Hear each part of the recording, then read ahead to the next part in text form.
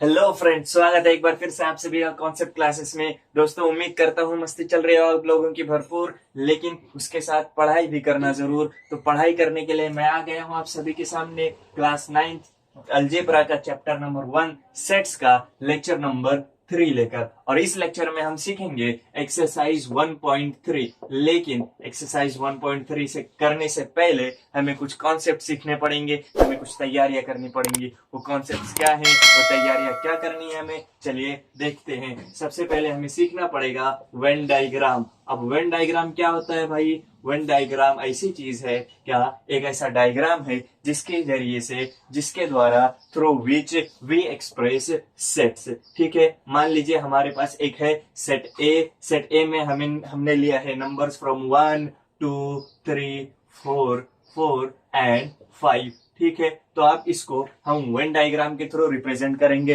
When diagram के through कैसे represent करेंगे देखते हैं। वेन डायग्राम यानी कि कुछ डायग्राम रहेगा। वो डायग्राम क्या रहेगा? या तो हम ले सकते हैं एक एलिप्टिकल सर्कल, या फिर हम लेंगे एक रेक्टेंगल। ठीक है, कुछ भी लो चलेगा। तो सबसे पहले हम एक एलिप्टिकल सर्कल से रिप्रेजेंट करने की कोशिश करते हैं।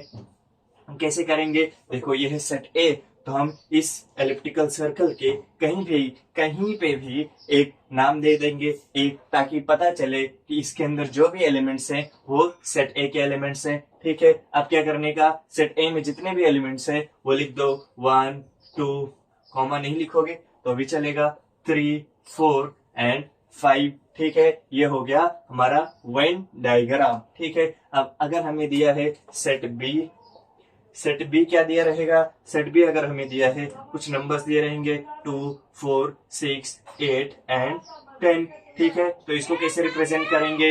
इसको रिप्रेजेंट करते हैं। चलो एक रेक्टेंगल लेते हैं। ठीक है, रेक्टेंगल लिया हमने। कितना चिल्ला रही है बे? हमने लिया है एक रेक्टेंगल। अब इसके भी कहीं पे भी, इस रेक्टेंगल के अंदर कहीं भी हम लिख देते हैं बी, ताकि रिप्रेजेंट कर सके, पता चले कि ये इसके अंदर जो भी एलिमेंट्स है वो बी के एलिमेंट्स है। अब लिखो 2 4 6 8 और 10। ठीक है, कॉमा नहीं लिखेंगे तो भी चलेगा, कोई दिक्कत नहीं। समझ में आया वेन डायग्राम क्या होता है? 6 एंड 8। तो देखो यहाँ पर सेट बी में जितने भी नंबर्स है 2 4 6 8, ये क्या सेट ए के अंदर प्रेजेंट है ना? 2 4 6 8 सेट ए के अंदर प्रेजेंट है। सबसेट क्या है? एक सी बने रहता है, उसके नीचे एक अंडरलाइन क्या रहता है? इस सिंबल को कहते हैं सबसेट। ठीक है, तो क्या बोलेंगे? B is a subset of set a. ठीक है, अब इसको वेन डायग्राम के जरिए, वेन डायग्राम के थ्रू रिप्रेजेंट कैसे करेंगे? देखो, हम ले लेते हैं यहाँ पर एक एलिप्टिकल सर्कल ले लिए। ठीक है, सर्कल को, ये बड़ा सर्कल लिए, इसको नाम दे दो ए। इसके अंदर एक छोटा सा सर्कल लो, उसको नाम दे दो बी। ठीक है, अब बी के अंदर, सेट बी के अंदर जितने भी एलिमेंट्स हैं उसको लिख दो। क्या है? 2 4 6 8, 2 4 6 और 8। ठीक है, 2 4 6 8। अब जितने भी बचे, ठीक है, 2 4 6 8 सेट ए में, सेट बी में ये थे। अब सेट ए में इन चारों को निकाल के बाकी जितने बच रहे हैं उनको लिखो। 1 3 5 बी में ये थे। अब सेट ए में इन चारों को निकाल के बाकी जितने बच रहे हैं उनको लिखो।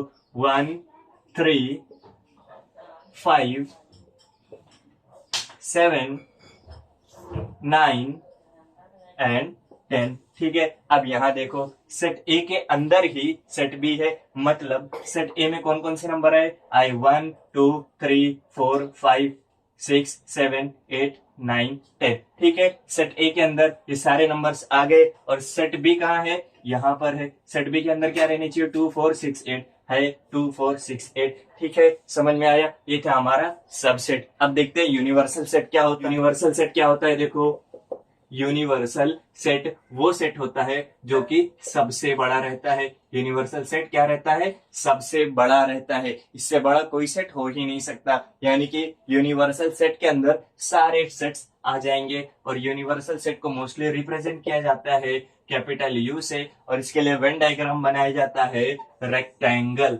ठीक है, कौन सा वेन डायग्राम बनता है? रेक्टेंगल। ठीक है, ये हो गया सेट यू के अंदर। समझ लो, हमें बुक में एक एग्जांपल दिया है कि all students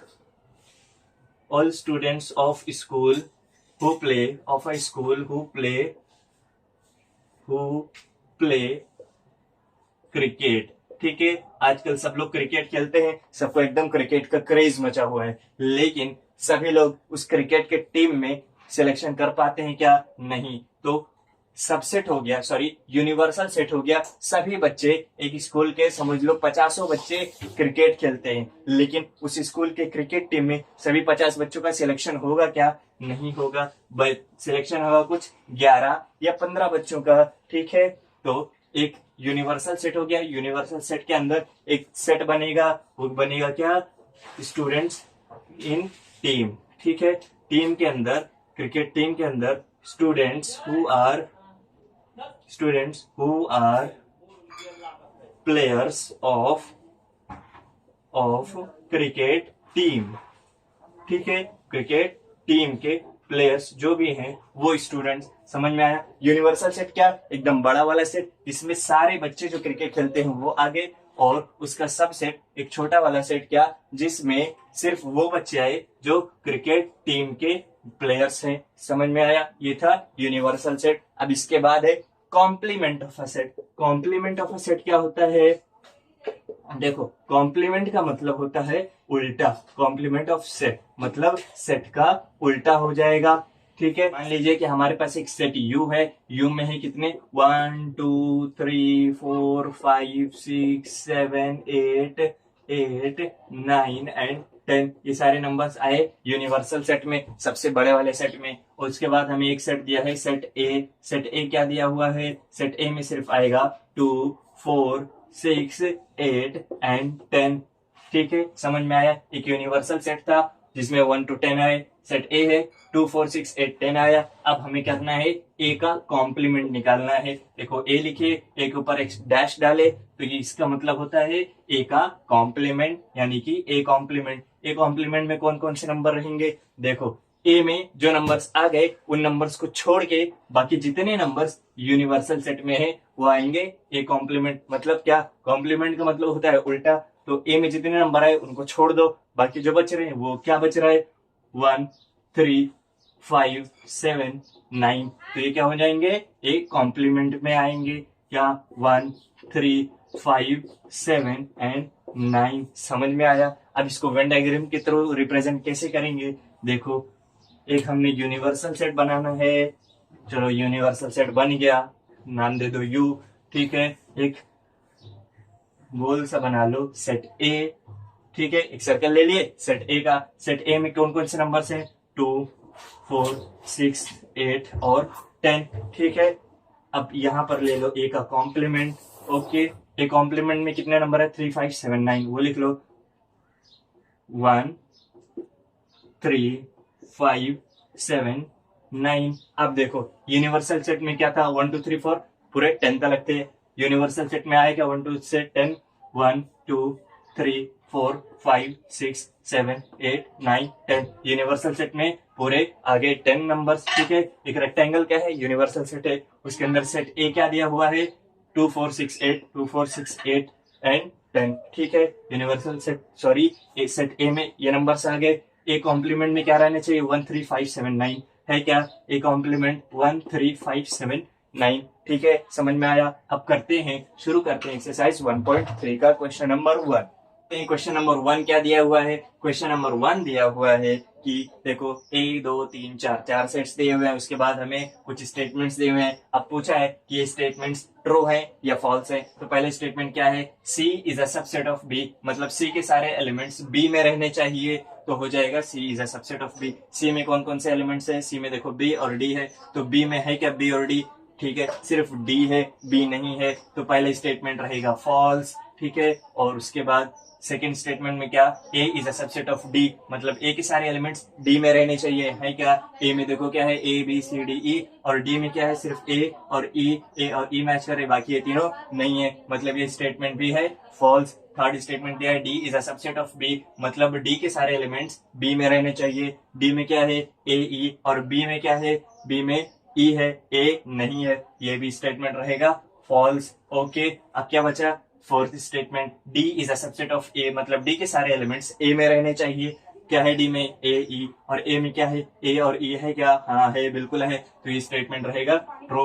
okay, b is a subset of a, b के सारे एलिमेंट्स ए में रहने चाहिए। बी में क्या है, सी डी ई एफ, अब ए में क्या है, ए डी और ई है, लेकिन एफ नहीं है, तो ये भी स्टेटमेंट रहेगा फॉल्स। अब 6 का क्या दिया है, C is a subset of ए, सी के सारे एलिमेंट्स ए में रहने चाहिए। सी में क्या है, बी और डी, और ए में है क्या, बी और डी, हाँ बिल्कुल है, ए, ये देखो बी और डी है, मतलब ये स्टेटमेंट भी रहेगा ट्रू। ठीक है, सो क्वेश्चन नंबर 2 क्या दिया हुआ है, देखो क्वेश्चन नंबर 2 दिया हुआ है कि take the set of natural numbers from 1 to 20 as universal set and show set x and y using Venn diagram। हमें एक यूनिवर्सल सेट बना लेना है जिसमें आएगा नंबर्स 1 टू कितना टिल 20 तक सारे नंबर्स आ जाएंगे। ठीक है, उसके बाद क्या बोला, x को और y को क्या करना है, हमें वेन डायग्राम में रिप्रेजेंट करना है। तो x क्या है, x such that x belongs to natural number, और x क्या रहेगा, एंड x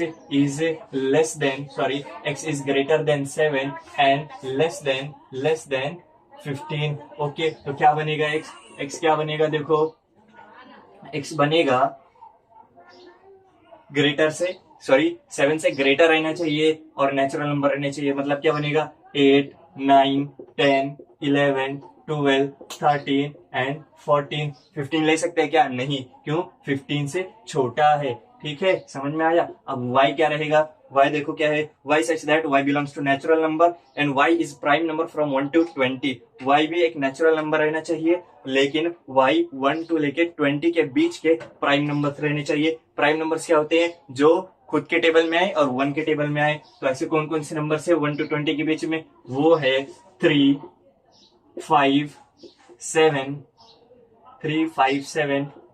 11 13 17 और 19। ठीक है, ये आएंगे सेट y में। उसके बाद क्या करना है, हमें इसको वेन डायग्राम में रिप्रेजेंट करना है। यूनिवर्सल सेट है, एक रेक्टेंगल बनाओ। ठीक है, एक रेक्टेंगल बना लिए, उसके बाद क्या करना है, x और y बनाना है। x आया यहाँ पर, y दूसरा सर्कल ले लो, y आया यहाँ पर। ठीक है, उसके बाद क्या करना है, इसको दे दो नाम u।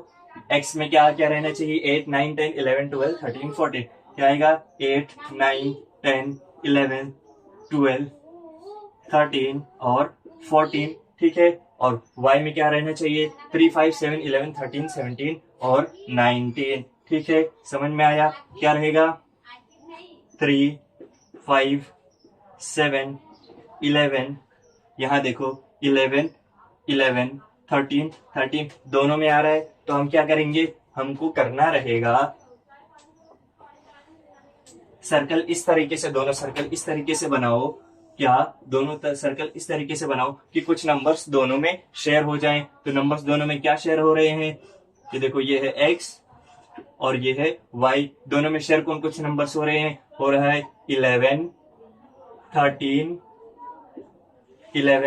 13, बस दो नंबर शेयर हो रहे हैं, तो दोनों को बीच में लिखो। अब x में क्या बच रहा है, 8 9 10 12 14, 8 9 10 12 और 14। y में क्या बच रहा है, 3 5 7 17 19, 3 5 7 17 और 19।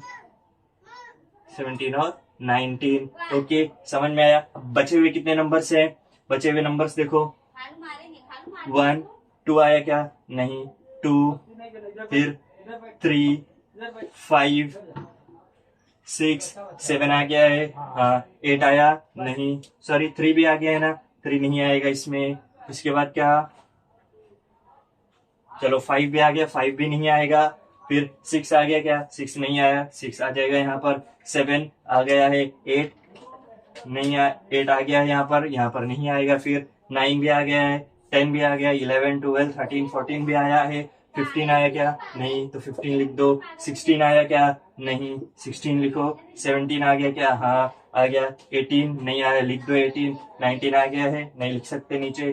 फिर 20 लिख दो। समझ में आया, ये था हमारा क्वेश्चन नंबर 2। हमने एक ही में कर दिया। अगर आप चाहें तो एक बार से रेक्टेंगल बनाए, इसमें x कर ले, फिर दूसरी बार रेक्टेंगल बनाए और इसमें y का ले, हमने क्या किया, दोनों को एक ही में साथ में लिख दिया है, इसके लिए ऐसा बना। ठीक है, कोई दिक्कत नहीं, ये वाला भी सही है और ये वाला भी सही रहेगा, कोई दिक्कत नहीं। ओके, समझ में आया। अब हम करते हैं क्वेश्चन नंबर 3। क्वेश्चन नंबर 3 क्या दिया हुआ है, हमें एक यूनिवर्सल सेट दिया हुआ है और एक सेट पी दिया हुआ है। यूनिवर्सल सेट क्या दिया हुआ है, 1 2 3 7 8 9, क्या 1 2 3 7 8 9, उसके बाद है 10 11 12। ठीक है, 10 11 और 12। ठीक है, ये हमारा यूनिवर्सल सेट। और सेट पी क्या दिया हुआ है, सेट पी दिया हुआ है 1 3 7 10, 1 3 7 और 10। ठीक है, अब हमें क्या बोला,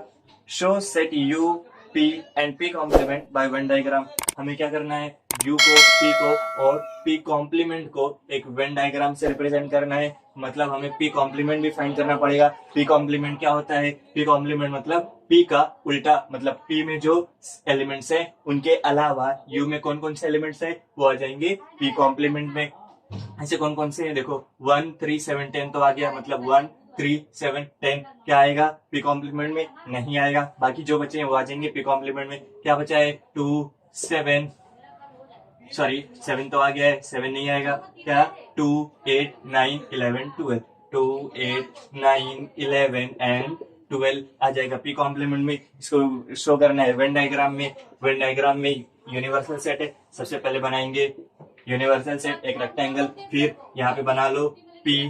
ठीक है, पी में क्या है, 1 3 7 10, 1 3 7 और 10। ठीक है, 1 3 7 10 हो गया। अब पी कॉम्प्लीमेंट में क्या आएगा, पी कॉम्प्लीमेंट की सारी वैल्यूज क्या, 2 8 9 11 12, 2 8 9 11 और 12।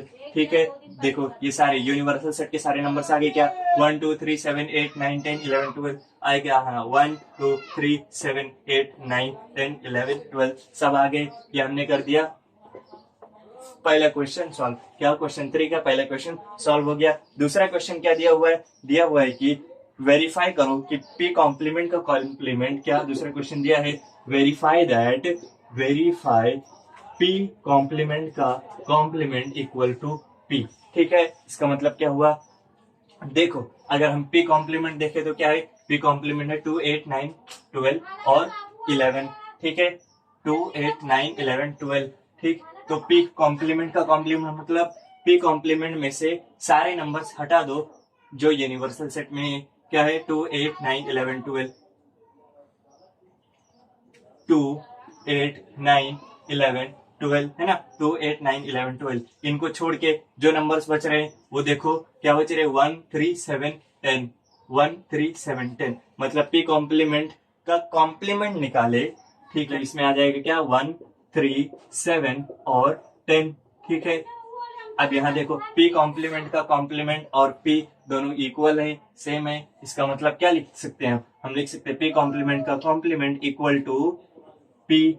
ठीक है, ये आ गया हमारा आंसर। समझ में आया क्या, बहुत सिंपल था, कोई दिक्कत नहीं। अब करते हैं क्वेश्चन नंबर 4। तो क्वेश्चन नंबर 4 क्या दिया हुआ है, एक सेट दिया हुआ है सेट ए, और क्या बोला, write any 3 subset of A, 3 subset of A. एक सेट दिया हुआ है, सेट में एलिमेंट्स है 1 3 2 7 और इसके 3 सबसेट बनाने हैं। हम ले लेते हैं बी सी और डी। ठीक है, तो सेट बी रखेंगे, सेट बी में हम रखते हैं अगर 1 और 3 को, तो क्या बोल सकते हैं, सेट बी मतलब B is subset of A, मतलब बी के सारे एलिमेंट्स ए में आ रहे हैं क्या, हाँ। बी में क्या है 1 और 3 और ए में है क्या 1 और 3, हाँ है बिल्कुल, मतलब B is a subset of A. एक सेट बन गया। उसके बाद अगर हम लेते हैं सेट सी, सी में अगर रखेंगे 2 को और 7 को, तो हम बोल सकते हैं क्या कि सी इज द सबसेट ऑफ ए, बोल सकते हैं क्या, क्यों, सी के सारे एलिमेंट्स ए में रहने चाहिए। सी में क्या है 2 और 7, ए में है क्या 2 और 7,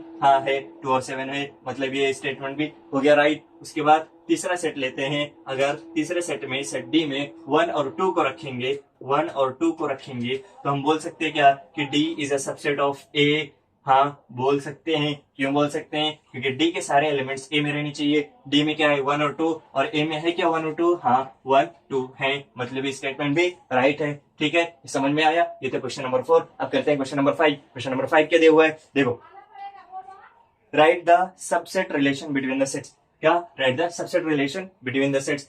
पहले देखो 1 2 3 4 5 5 सेट दिए हुए हैं। अब क्या बोला है? इनका सबसेट रिलेशन बताओ। देखते हैं। देखो P क्या है? P is the set of all residents in Pune, M is the set of all residents in Madhya Pradesh, I is the set of all residents in Indore, B is the set of all residents in India, H is the set of all residents in Maharashtra। अब देखो P किस किस का subset बन सकता है? P के क्या है? सारे रेजिडेंट्स जो पुणे में रहते हैं। अब जो पुणे में रहता है वो महाराष्ट्र में भी रहेगा, मतलब हम लिख सकते हैं कि P is the subset of H, और जो महाराष्ट्र में रहेगा वो इंडिया में रहेगा। मतलब क्या? P वाले, पुणे वाले इंडिया में भी आते हैं, मतलब हम लिख सकते हैं P is the subset of B। ठीक है, P is the subset of B। ये पहले वाले के लिए लिखा। दूसरे वाले के लिए क्या हो जाएगा? M is the subset of all residents in Madhya Pradesh, मतलब जो मध्य प्रदेश में रहेगा वो इंडिया में तो आएगा ऑटोमेटिकली, क्योंकि मध्य प्रदेश इंडिया में ही है। मध्य प्रदेश इंडिया में ही है, तो हम लिख सकते हैं M is the subset of B। लिखेंगे M is the subset of B। ठीक है, ये सेकंड वाले के लिए था। थर्ड वाले के लिए क्या आएगा? थर्ड क्या है? I फॉर इंदौर, है ना। I is the subset of all residents इन इंदौर, मतलब इंदौर कहाँ? देखो मध्य प्रदेश में है, इंदौर मध्य प्रदेश में है, मतलब हम लिख सकते हैं I is the subset of M। I is the subset of M, और मध्य प्रदेश इंडिया में भी है, तो हम लिख सकते हैं क्या? I is the subset of B, है ना। अगर I इंदौर मध्य प्रदेश में है तो हम लिखे I is the subset of M। ठीक है, M क्या था? MP था, और I देखो मध्य प्रदेश इंडिया में भी आता है, मतलब हो जाएगा इंदौर इंडिया में भी आएगा। ठीक है, तो हम लिखेंगे I is the subset of B, I is the subset of B। ठीक है, कोई दिक्कत नहीं। अब देखो फोर्थ वाले के लिए देखते हैं। B तो इंडिया है, ये क्या है? ये यूनिवर्सल सेट बन रहा है। अब H क्या है? H is the set of all residents in Maharashtra, Maharashtra India में आता है, तो फोर्थ वाले क्या लिखेंगे? H is the subset of B, क्योंकि महाराष्ट्र इंडिया में आता है। ठीक है, ये था हमारा क्वेश्चन नंबर 5 का पहला क्वेश्चन। समझ में आया? ठीक है, अब करते हैं क्वेश्चन नंबर 5 का सेकंड क्वेश्चन। क्वेश्चन नंबर 5 का सेकंड क्वेश्चन क्या दिया हुआ है? सेकंड क्वेश्चन पूछा है which set can be the universal set for above sets. ऐसा कौन सा सेट है इनमें से, ऐसा कौन सा सेट है जो सबका यूनिवर्सल बन सकता है? देखो पुणे इंडिया में आता है, मध्य प्रदेश इंडिया में आता है, इंदौर इंडिया में आता है, महाराष्ट्र इंडिया में आता है, मतलब ये सारे ये चारों इंडिया में आते हैं, तो इंडिया क्या हो जाएगा? इंडिया हो जाएगा यूनिवर्सल सेट। तो क्या लिखेंगे? हम लिखेंगे सेट बी, है ना। सेट बी क्या है? इंडिया है। ठीक है, इसके लिए इसका आंसर आएगा set b is the universal set for all the sets given above. ठीक है, समझ में आया? अब करते हैं क्वेश्चन नंबर 6। क्वेश्चन नंबर 6 क्या दिया हुआ है? देखो which set of numbers could be the universal set for the sets given below. पहला सेट क्या दिया हुआ है? सेट ए, सेट बी और सेट सी, तीन सेट हमें दिए हुए हैं। ठीक है, 6 के 1 में। ओके, ये क्या है? पहले सेट है set of multiples of 5। Multiples of 5 क्या रहेगा? 5 10 15 10, 5 10 15 20। ठीक है, 5 10 15 20 ऐसे ही आते रहेगा। उसके बाद सेकंड सेट क्या दिया है? सेट ऑफ मल्टीपल्स ऑफ 7, मतलब 7 के मल्टीपल्स 7 14 21 आगे आते रहेंगे। इसके बाद सेट सी क्या दिया है? सेट सी दिया है सेट ऑफ मल्टीपल्स ऑफ 12, मतलब क्या आएगा? 12 24 36 आगे आते रहेंगे। मतलब ये सब क्या है? देखो अगर हम नेचुरल नंबर देखते हैं तो क्या रहेगा? नेचुरल नंबर स्टार्ट होते हैं 1 से लेके इंफिनिटी तक जाते हैं, तो नेचुरल नंबर्स में ये सेट आ जाएगा। और होल नंबर्स देखते हैं तो होल नंबर स्टार्ट होते हैं 0 से। ठीक है, 0 1 2 3 4 ऐसे इंफिनिटी तक जाते हैं। और इंटीजर्स देखेंगे तो क्या रहेगा? माइनस सारे नेगेटिव नंबर्स। ठीक है, 0 और 1 2 3 आगे तक जाएंगे। मतलब अगर देखो तो ए नेचुरल नंबर्स में भी आएगा, होल नंबर्स में भी आएगा, इंटीजर्स में भी आएगा। बी देखे तो बी भी नेचुरल नंबर्स में आएगा, होल नंबर्स में भी आएगा और इंटीजर्स में भी आएगा। सी देखे तो सी भी नेचुरल नंबर्स में भी आएगा, होल नंबर्स में भी आएगा, इंटीजर्स में भी आएगा। मतलब नेचुरल नंबर, होल नंबर्स और इंटीजर्स ये तीनों क्या यूनिवर्सल सेट हो सकते हैं। ओके, मतलब हम लिखेंगे natural numbers, whole numbers and integers could be the universal set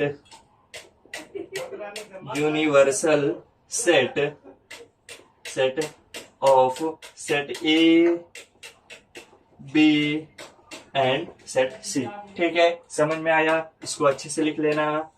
okay, अब करते हैं क्वेश्चन नंबर 6 का सेकंड क्वेश्चन। सेक्शन दिया है कि सेकंड क्वेश्चन में भी दो सेट दिए हुए, सेट पी और सेट टी। ठीक है, पी क्या दिया है? Set of integers which are multiples of 4। Integers जो 4 के मल्टीपल हो तो क्या आएगा? -4, -8, -12। ठीक है, उसी तरीके से 4, 8, 12 माइनस में और प्लस में दोनों, मतलब टी का यूनिवर्सल सेट रहेगा इंटीजर्स। उसके बाद टी क्या दिया हुआ है? टी देखो, set of all even square numbers. Even square numbers मतलब क्या?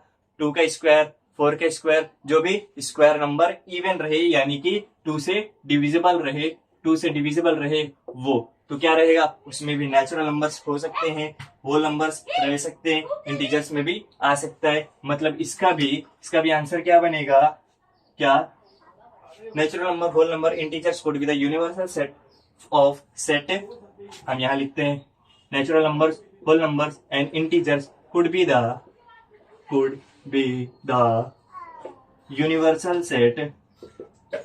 universal set of set P and T, set P and T। ठीक है, समझ में आया? ये था हमारा क्वेश्चन नंबर 6 का क्वेश्चन 1 और क्वेश्चन 2। ओके, उम्मीद करता हूँ इसमें कोई दिक्कत नहीं होगी। अब करते हैं last question, question number 7। Question number 7 क्या दिया हुआ है? पहले रीड करता हूँ question. Let all the students of a class is an universal set. Let set A B the students who secure 50% marks और more in maths, then write the complement of set A. क्या किया? एक सारे students का, एक class के सारे students को सेट ले लिया, यूनिवर्सल सेट। उसके बाद सेट ए दिया हुआ है स्टूडेंट्स हु सिक्योर 50% और मोर मार्क्स इन मैथ्स। ठीक है, उसके बाद हमें बोला अब ए का कॉम्प्लीमेंट लिखो, ए का कॉम्प्लीमेंट लिखो। तो ए का कॉम्प्लीमेंट क्या रहता है? ए का उल्टा। ए का उल्टा मतलब क्या?